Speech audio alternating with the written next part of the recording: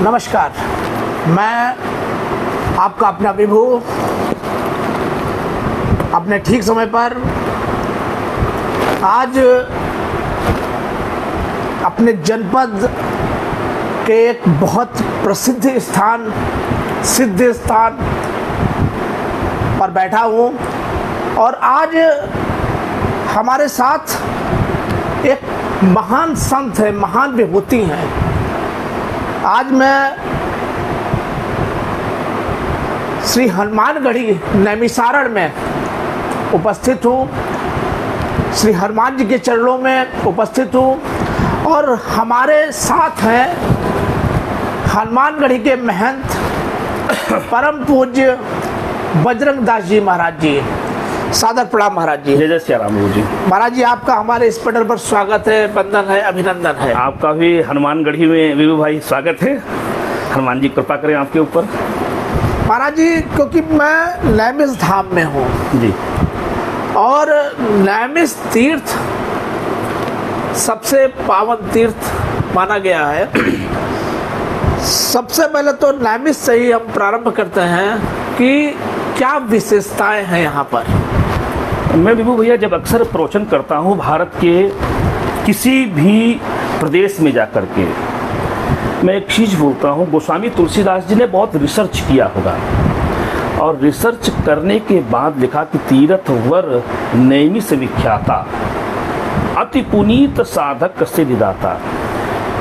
विभू भैया, वर कहते हैं तो दूल्हे को, वर कहते हैं तो श्रेष्ठ को। तो गोस्वामी तुलसीदास जी ने नैमिषारण्य को तीर्थों का दूल्हा भी कहा है या तीर्थों में श्रेष्ठ कहा है और पुनीत नहीं कहा है, अति पुनीत साधक सिद्धिदाता। और दूसरी चीज, सतयुगे नैमिषारण्य त्रेतायाम च पुष्करे द्वापरे कुरुक्षेत्रे कलौ गंगा प्रकृति। नैमिषारण्य का जो प्रादुर्भाव हुआ है सतयुग तीर्थ का है। नैमिषारण्य की महिमा सतयुग से है। सबसे बड़ी चीज ये है, जब आदिकाल में राजा महाराजा तपस्या करने के लिए किसी स्थान का चयन करते थे, वो नैमिषारण्य का करते थे। हमारे प्रथम माता पिता मनु और शत्रुपा रामचरितमानस के बालकांड में आया है। जब मनु शत्रुपा चौथे पन जायऊ नृप कानन, चौथे पन में जब तपस्या करने के लिए चले तो नारद भगवान से पूछा कि तपस्या करने के लिए सबसे अच्छी जगह या अच्छा स्थान कौन है, तो नारद भगवान ने नैमिषारण्य का नाम लिया। तो गोस्वामी तुलसीदास जी ने लिखा है कि पहुँचे जाय धेनुमति तीरा। जो हम लोग गोमती जी स्नान करते हैं, इनका पहले का नाम धेनुमति है। तो पहुँचे जाय धेनुमति तीरा हर्ष नहाने निर्मल नीरा। नैमिषारण्य में हमारे प्रथम माता पिता मन शत्रुपा ने 1-2 वर्ष नहीं, 1-2 हजार वर्ष नहीं, 23,000 वर्ष तक यही तपस्या की थी। और सबसे बड़ी चीज आपको बताऊं, आज जो पूरे विश्व में भगवान राम के मंदिर की चर्चा है, तो अगर देखा जाए प्रैक्टिकल के तौर पर, भगवान के जन्म का आशीर्वाद नैमिषारण्य से प्राप्त हुआ था। मनु शत्रुपा तपस्या करने लगे तो एक बार नहीं, विधि हरि हर तप देखी अपारा, बहुत बार आए। मनु समीप आयऊ बहु बारा, बहुत बार आए। तो भगवान ने कहा कि इतनी तपस्या क्यों कर रहे हो भाई, आप तो हमारे मानस पुत्र हैं, आपकी जो इच्छा हो, रिक्वायरमेंट हो तो बोल दीजिए, हम पूरी करते हैं। तो मनु महाराज ने कहा, जब आप ध्यान में बैठते हैं तब किस शक्ति का ध्यान करते हैं, मुझे उस शक्ति का दर्शन करना है। 23,000 वर्ष बीत जाने के पश्चात रामचरितमानस बालकांड में गोस्वामी तुलसीदास जी ने पुनः लिखा है, विश्वास प्रगटे भगवाना। भगवान का जो विश्वास रूप है वो नैमिषारण्य में प्रकट होता है। और भगवान ने आकर स्पर्श किया, और स्पर्श करते मानहु अबहि भवन से आए, बिल्कुल स्वस्थ हो गए। तो भगवान ने कहा कि मेरा आना निष्फल नहीं होता है, मांग लो। बहुत बार जब कहा विभू भैया तो मनु महाराज मुस्कुराते और मुस्कुरा के कहते हैं, कुछ देना ही चाहते हैं प्रभु तो मांगो तुम्हीं समान सुत, प्रभूषण कवन दुराव। अगर कुछ देने ही चाहते हैं तो अपने समान पुत्र दे दीजिए। भगवान भी मुस्कुराए और मुस्कुरा के बोले कि मुझ समान खोजूं कहाँ जाइए। भगवान ने उपदेश किया कि हे मनु महाराज, जिस नैमिषारण्य की भूमि पर आपने तपस्या की और मुझसे पुत्र होने का आशीर्वाद मांगा है, ये नैमिषारण्य की भूमि का प्रभाव है कि आप यहाँ एक मांगोगे आपको 4 मिलेगा। तो भगवान राम अपने अंशों सहित अयोध्या में अवतार लिए, ये नैमिषारण्य का आशीर्वाद है। तो नैमिषारण्य की रजोहरम यस्य रजा पवित्र, नैमिषारण्य की भूमि तो पवित्र तो है, इसमें कोई दो राय नहीं है। महाराज जी, नैमिषारण्य का कण कण पवित्र है, कण कण पुनीत है नैमिषारण्य का, परंतु यहाँ पे बहुत कुछ चीजें ऐसी हैं जो छुपी हुई हैं जी, जो आम जनमानस के दृष्टि के सामने नहीं है, जो अदृष्ट स्वरूप में छुपी हुई है। यह तो कुछ ऐसी भी चीजें हैं जिनको मनुष्य जानता नहीं है आम जनमानस। आपके हिसाब से नैमिष में ऐसी कौन कौन सी चीजें हैं जो आम जनमानस से अछूती हुई लग रही हैं आपको? भगवान जब सृष्टि की रचना हुई, 88,000 ऋषि जब भगवान ब्रह्मा के पास पहुंचते हैं तो एक प्रश्न करते हैं कि प्रभु सतयुग, त्रेता, द्वापर और जब कलयुग आएगा, जब सभी मनुष्य कलि से ग्रसित हो जाएंगे तब हम कहाँ जाएंगे? तो भगवान ने अपना जो मनोमय चक्र फेंका, बोले इसकी धुरी जहाँ गिर जाएगी वो जगह पवित्र होगी और वहाँ पर कलिकाल का प्रभाव नहीं होगा। जैसे अभी आपने देखा कि 4 साल पहले पूरे विश्व एक वायरस से प्रभावित हो गया, कोरोना से, तो कोई अछूता नहीं रहा। ऐसे ही नैमिषारण्य में ये मेरा अपना देखा हुआ है कि नैमिषारण्य में उस समय भी एक भी कोविड पेशेंट नहीं था। उस समय जब पूरा विश्व त्राही त्राही कर रहा था, उस समय भी नैमिषारण्य में एक कोविड पेशेंट नहीं था। ये साक्षात भगवान विष्णु की कृपा है नैमिषारण्य के ऊपर। तो आज भी 88,000 ऋषि नित्य निवास करते हैं नैमिषारण्य में और वो अदृश्य रूप में है। मेरा बाल्यकाल था, बचपन था, पूज्य डोंगरे जी महाराज को आपने शायद सुना, नहीं सुना मुझे नहीं मालूम, लेकिन मैं उनको दिव्य संत, उनके ऊपर साक्षात भगवान कृपा थी। जब भागवत करते थे तो वो रोने लगते थे। भागवत जब कर लेते थे तो हर प्रसंग पर उनके नेत्रों से आंसू बहने लगते थे। अद्भुत संत थे। तो जब नैमिषारण्य में आए तो हर वृक्ष को पकड़ के वो चपकने लगते थे। तो किसी उनके शिष्य ने प्रश्न किया कि गुरुदेव ये क्या करते हैं? डोंगरे जी महाराज ने कहा कि जब नैमिषारण्य में आदेश हुआ है कि आप निवास करेंगे 88,000 ऋषियों को, तो 88,000 ऋषि कहीं गए तो है नहीं, है तो नैमिषारण्य में। हम उनको नहीं देख सकते, लेकिन वो तो हमें देख रहे हैं ना। और ये भी सत्य है, ये डोंगरे जी के वचन है बिल्कुल भैया, कि ये सत्य है कि वो जमीन पर तो नहीं है, किसी वृक्ष के ऊपर है। तो जब मैं वृक्ष के वैसे आलिंगन करता हूँ तो हो सकता है कोई एक ऋषि का आलिंगन मुझसे हो जाए और मेरा कल्याण हो जाए। ऐसे बहुत से ऋषियों का स्थान है जिनको महंत वज्रदास स्वयं नहीं जानते हैं। और नैमिषारण्य की भूमि में आज भी ऋषि नित्य निवास करते हैं, ये 100% श्योर है। और उनका दर्शन सामान्य नहीं है। यहाँ बड़ी तपस्या करनी पड़ती है, तपोभूमि है ना, बड़ी तपस्या करनी पड़ेगी तब उनका दर्शन हो पाएगा बिल्कुल भैया। और ये सत्य है, ऋषि है आज नैमिषारण्य में। महाराज जी का साफ तौर पर कहना है कि जो 88,000 ऋषि हैं वो अदृश्य रूप से आज भी नैमिषारण्य में तपस्या में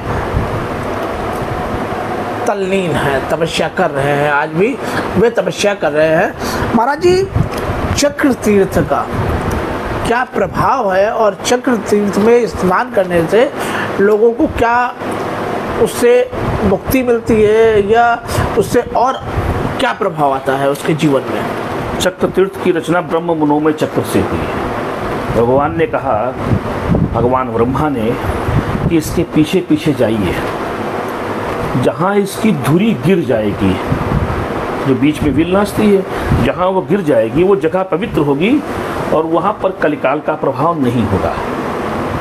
पूरे ब्रह्मांड का चक्कर काटता हुआ वो चक्र जैसे इस अरण्य के ऊपर से गुजरा तो चक्र की गति रुक गई,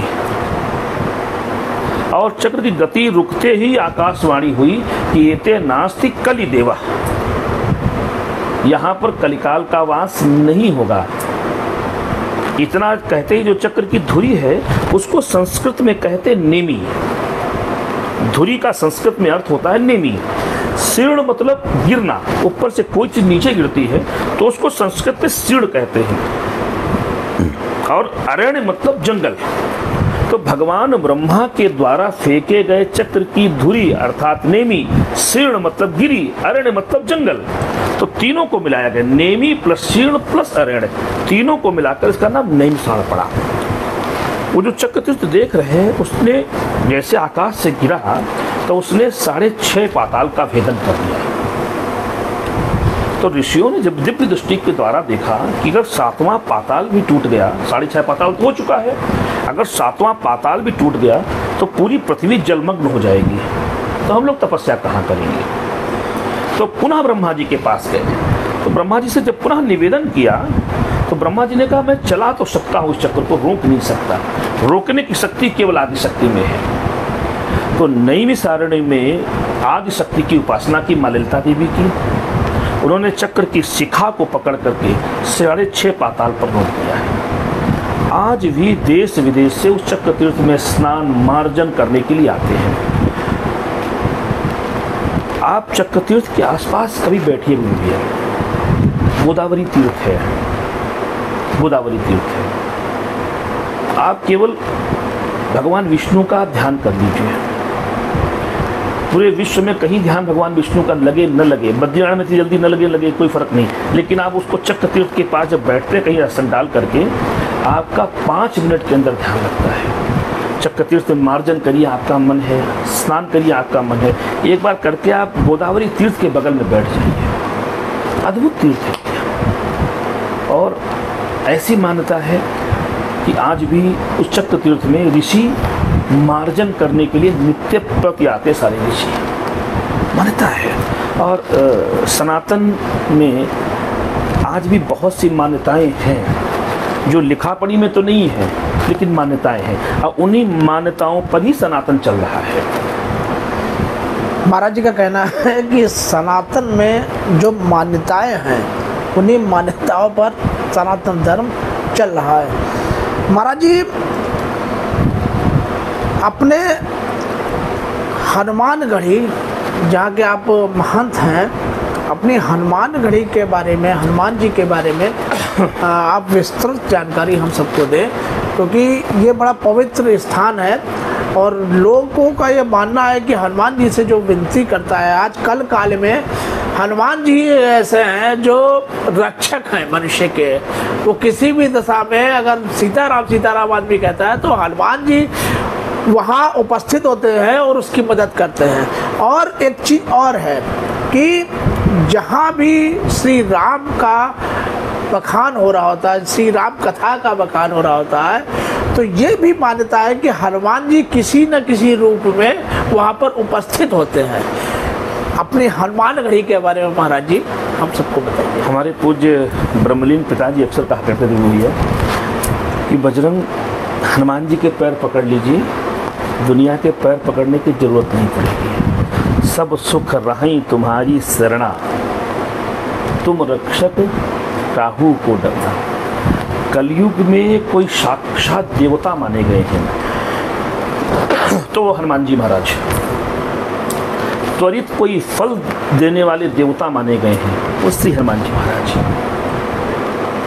ये हनुमान जी का जो विग्रह का दर्शन कर रहे हैं आप, ये जिस समय अहिरावण भगवान राम और लक्ष्मण को पाताल में चुरा ले गया था, राम रावण युद्ध के बीच में, तो हनुमान जी महाराज पाताल में गए हैं और अहिरावण का वध करने के पश्चात यहाँ कुछ क्षण के लिए विश्राम किया। हनुमान जी महाराज ने पाताल में जब अहिरावण का वध किया है तो भगवान से निवेदन किया कि प्रभु कहाँ चले। तो भगवान ने कहा कि रावण के वध से पहले रावण जैसा विद्वान न हुआ न होगा। तो भगवान ने कहा कि रावण वध से पहले ऋषियों का दर्शन बहुत जरूरी है, और पूरे विश्व में ऋषि निवास करते वो नैमिषारण्य में।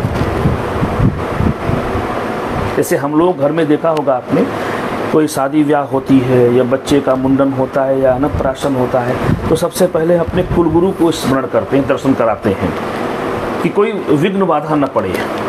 तो भगवान ने कहा कि ऋषियों के दर्शन करने के पश्चात कोई बाधा नहीं पड़ेगी। तो भगवान श्री राम जी के आदेश पर श्री हनुमान जी महाराज नैमिषारण्य में आते हैं, यहाँ पर ऋषियों का दर्शन किया, और ऋषियों को दर्शन देने के पश्चात हनुमान जी लंका के लिए जा रहे हैं। हनुमान जी की सबसे बड़ी विशेषता ये है कि ये दक्षिणमुखी मूर्ति है, और दक्षिणमुखी हनुमान जी का सबसे बड़ा महत्व ये होता है कि जिस किसी मनुष्य के ऊपर शनि, राहु, केतु और मंगल की दशा चल रही हो, तो दक्षिणमुखी हनुमान जी का श्रृंगार और यहाँ सवामणि करवाने से वो हुक्रा कष्ट नहीं देते, सबसे बड़ी विशेषता है। आपने देखा होगा हनुमान जी के दाहिने कंधे पर रामचंद्र जी, बाएं कंधे पर लक्ष्मण जी, और पैरों के नीचे में काला काला अहिरावण पड़ा हुआ है। आप जब यहाँ पर हनुमान जी का दर्शन करते हैं बिबू भैया, और आप विश्व में कहीं हनुमान जी का दर्शन करिए, इस विग्रह में और भारत की अन्य विग्रहों में एक अंतर है। आप सदैव हनुमान जी के दाहिने हाथ में गदा का दर्शन करते होंगे और बाएं हाथ में पर्वत का। यहाँ पर ऐसा नहीं है, यहाँ पे हनुमान जी के दाहिने हाथ में पर्वत और बाएं हाथ में गदा है। आप नित्य पर हनुमान जी की आरती पढ़ते हैं, आरती करते हैं, आरती के बीच में है कि अहि रावण की भुजा उखारे, बाएं भुजा असुर दल मारे, दाहिने भुजा शंख जनकारे। श्री हनुमान जी महाराज ने अहिरावण का जो वध है अपनी बाईं भुजा से किया था। ये वही विग्रह है और स्वयंभू सिद्धपीठ है। ये हनुमान जी महाराज तो आप बनाने के लिए लोग 100-100 फुट का बनाते हैं हनुमान जी का विग्रह, लेकिन स्वयंभू और बनाने में जमीन आसमान का अंतर होता है। ये हनुमान जी महाराज का स्वयंभू विग्रह है, अहिरावण के वध करने के पश्चात है। ये बड़ी बात महाराज जी बता रहे हैं कि हनुमान जी का स्वयंभू विग्रह है ये, और यहाँ पर दर्शन करने से कई ग्रहों के दोष कम हो जाते हैं, ऐसा कहना है महाराज जी का।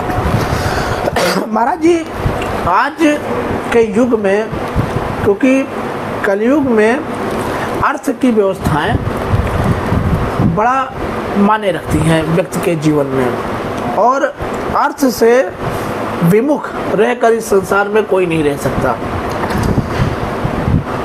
इस युग में संत समाज भी अर्थ की तरफ प्रभावित है या आर्थिक व्यवस्थाओं को सुदृढ़ करने में लगा हुआ है। इसके बारे में आपकी क्या सोच है, आप क्या सोचते हैं इस बारे में? बिल्कुल भैया, ऐसा नहीं कि संत समाज अर्थ की तरफ भाग रहा है, ये नहीं बात है। बात यह है जो आश्रम चला रहे हैं, जो मंदिर चला रहे हैं, जैसे हनुमानगढ़ी आप जहाँ बैठे हैं 50 गायें हैं अपने मंदिर में, 50 से 70 गौशाला में गायें हैं, बछड़े हैं, और मुझे नहीं लगता कि उसमें हमको 2 किलो दूध नहीं मिलता होगा।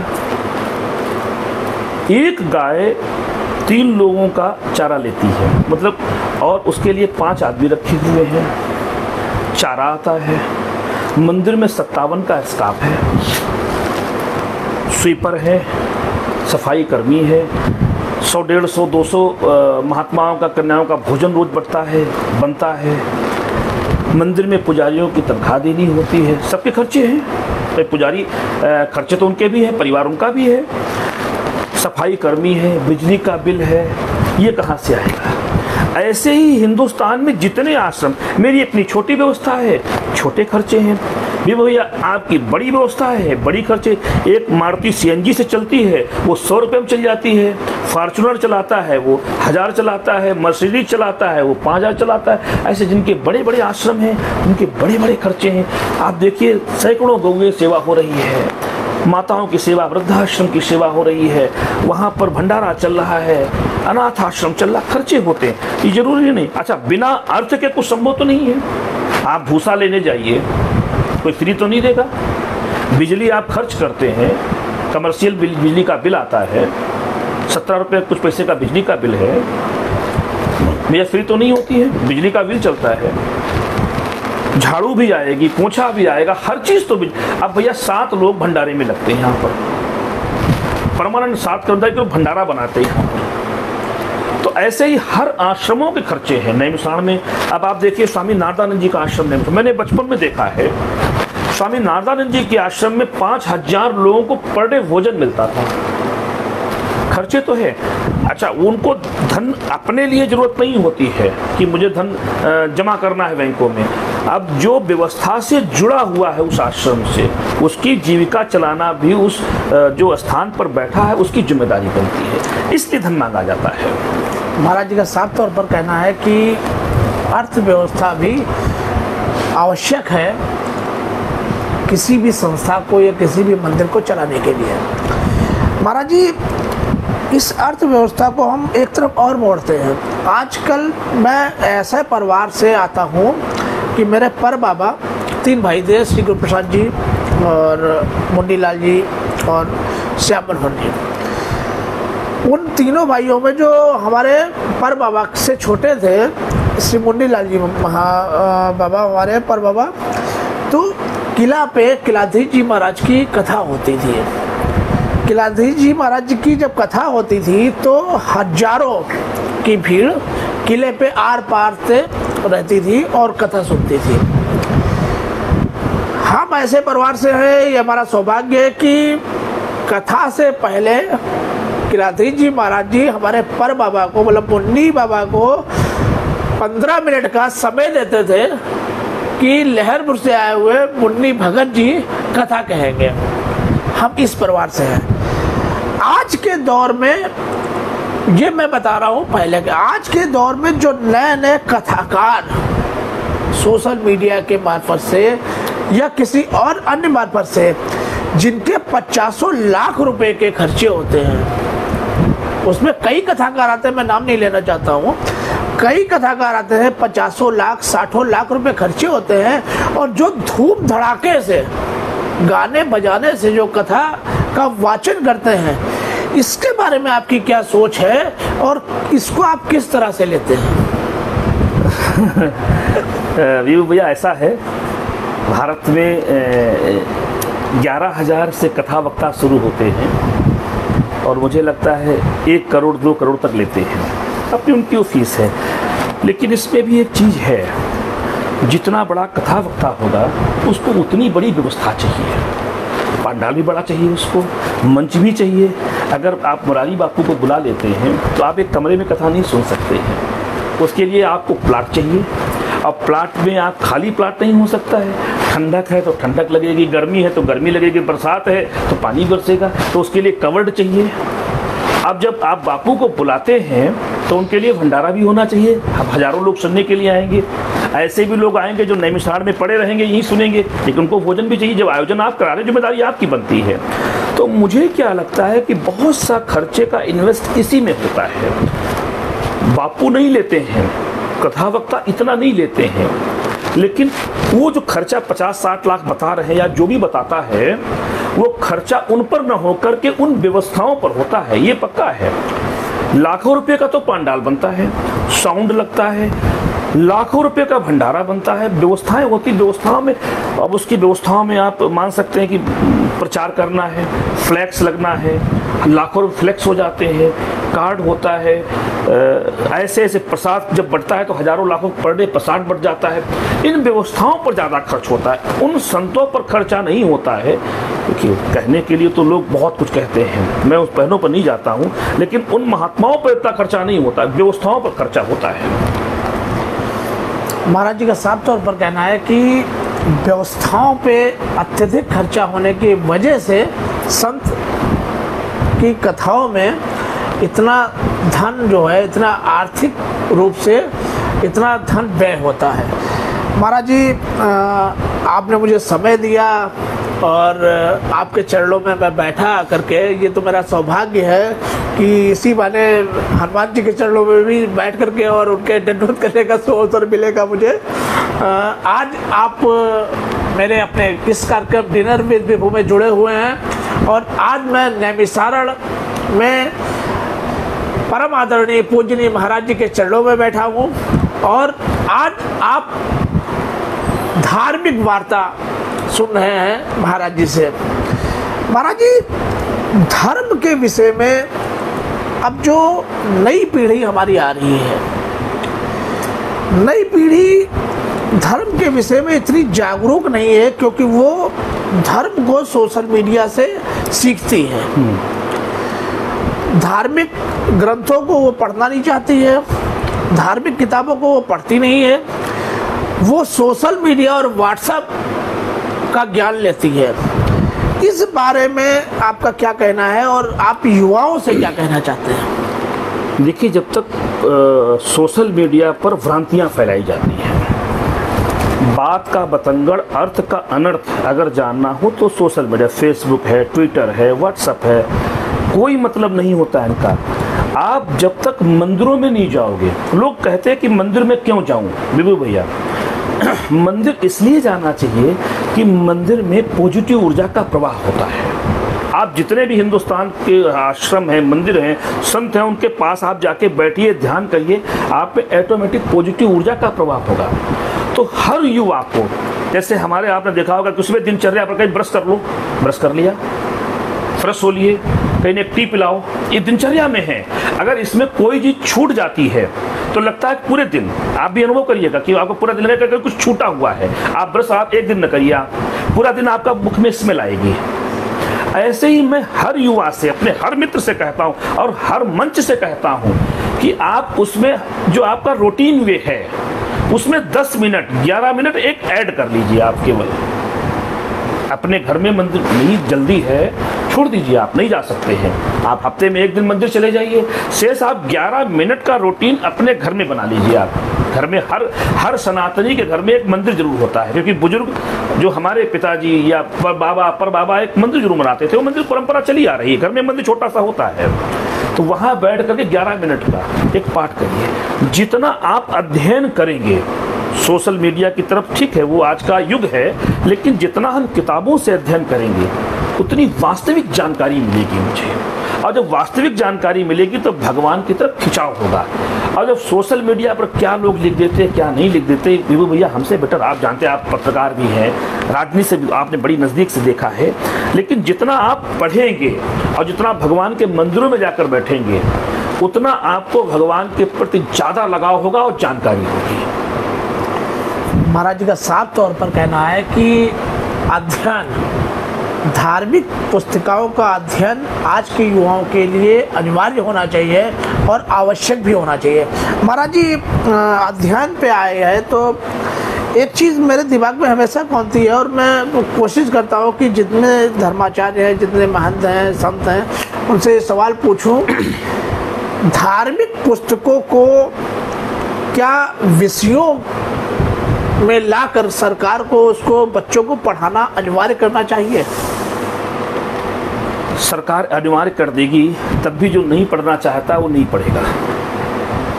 ये हमारी अपनी स्वयं की स्वेच्छा होनी चाहिए। और दूसरी चीज़ विभू भैया, आपके बच्चे हैं ना, उनको जब संस्कार बचपन से देते हैं, हम उठ के सुबह डिस्को डांस करेंगे तो बच्चे भी हमारे डिस्को डांस करेंगे। हम जब उठ के पाठ पूजा करते हैं ना, हमारी 2 बेटियां हैं विभू भैया, रिद्धि और सिद्धि, स्कूल जाने से पहले दोनों भगवान के मंदिर जाके पाठ कर लेती हैं, जबकि 6:30 बजे सीतापुर पढ़ती हैं, नहीं मैं 6:30 बजे निकलती हैं, लेकिन बच्चियाँ अपने मंदिर बैठ करके 5 मिनट ध्यान देकर तब निकलती हैं। ये संस्कार हमारे परिवार, सरकार जबरदस्ती संस्कार नहीं दे सकती है। संस्कार धर्म की ओर सरकार हमको जो है संस्कार की तरफ धकेल नहीं सकती, जबरदस्ती नहीं कर सकती, लेकिन हमारे माता पिता, हमारे परिवारीजन, हमारे बड़े जो हम करते हैं ना, वो हमारे बच्चे सीखते हैं।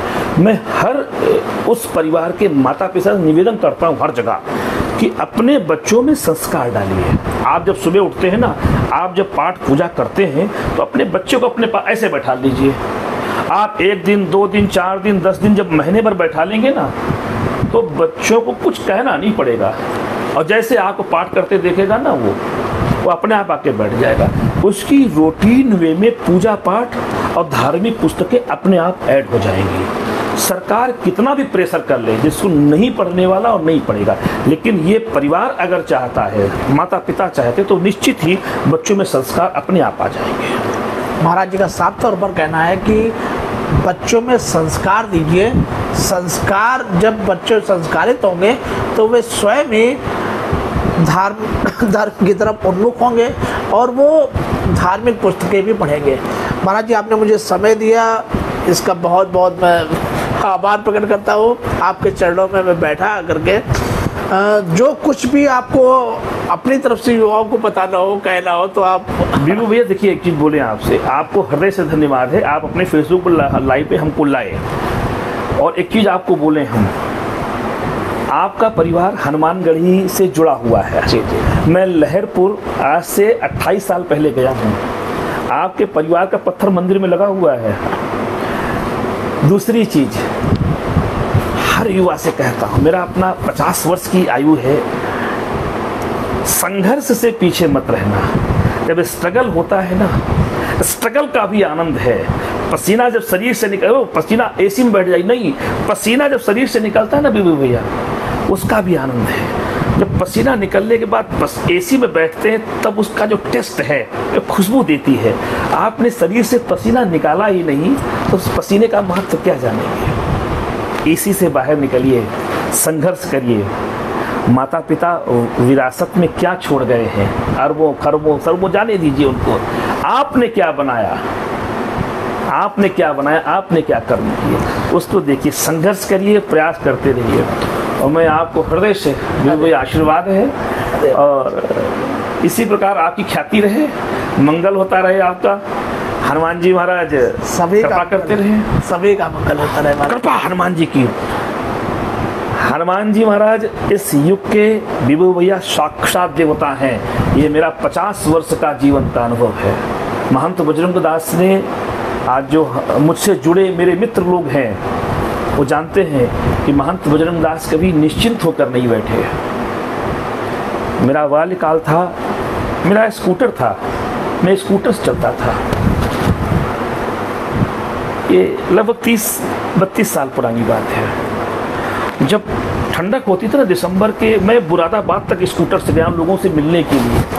मुरादाबाद तक स्कूटर से। मेरे 2 मित्र थे, कभी एक को ले जाता साथ में, कभी एक को ले जाता। बीबू भैया, तो जब मैं जाता था ठंडक दिसंबर जनवरी के महीने में, तो आप मतलब क्लच नहीं लगती थी उस समय, हाथ जाम हो जाए, खून जाम होने लगता था। तो मैं माचिस रखता था अपनी जेब में। तो सड़क किनारे उस समय बहुत 30 साल पहले पेड़ बहुत लगे होते, तब तो पेड़ सब काट डाले गए। तो ऐसे पत्तियां इकट्ठा करता, माचिस लगाता, अपने हाथ को ऐसे से खून को गर्म करता, फिर चल देता।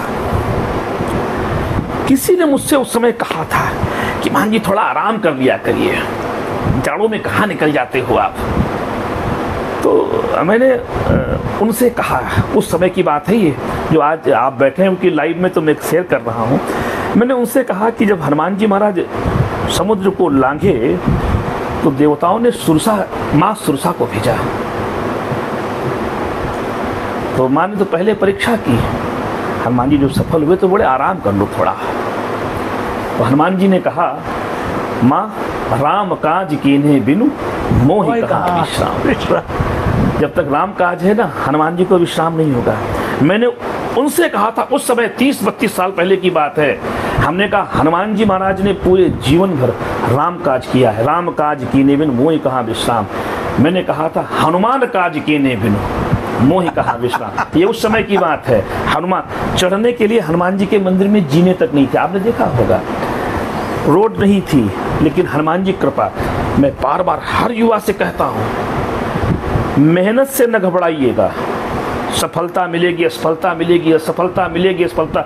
सफलता जब मिले तो खुश होकर अहंकार में मत डूबिएगा। जब असफलता मिले ना, तो कभी नेगेटिव विचार नहीं आने चाहिए। असफलता भी मिलेगी, ऐसा थोड़ी कि आपको सफलता ही मिलती जाएगी। अगर दिन हुआ है तो रात भी होगी, ये 100% श्योर है। अगर रात हुई है विभू भैया तो दिन भी होगा। तो जब सफलता मिले तो घमंड न करें, अपनों को न भूलें, जो अपने साथ खड़े थे उनको न भूलें, क्योंकि होता यही है आज के समय में। जब सफलता मिलती है ना, तो सबसे पहले हम अपनों को ही भूल जाते हैं। जब हमारे पास ईश्वर पैसा दे देता है ना, पैसा, पद और पावर, तो सबसे पहले विभू भैया हम अपनों को भूल जाते हैं। जब पैसा पद पावर अपनों को विमुख कर देती है। कभी भी आपके पास जब ईश्वर सफलता दे तो अपनों को मत भूलिएगा और ईश्वर को मत भूलिएगा, और असफलता जब दे ईश्वर तो नेगेटिव कभी विचार मन में मत लाइएगा। कृपा सफलता असफलता सब इनके हनुमान जी के। रोज बैठ के हनुमान जी महाराज का ध्यान करिए, सारी कृपा अपने आप बरसेगी, कुछ कहना नहीं पड़ेगा हनुमान जी की कृपा से। बहुत बहुत धन्यवाद महाराज जी, बड़ी कृपा रहे हनुमान जी की। सभी मित्रों को हनुमानगढ़ी संस्थान से ये आशीर्वाद है।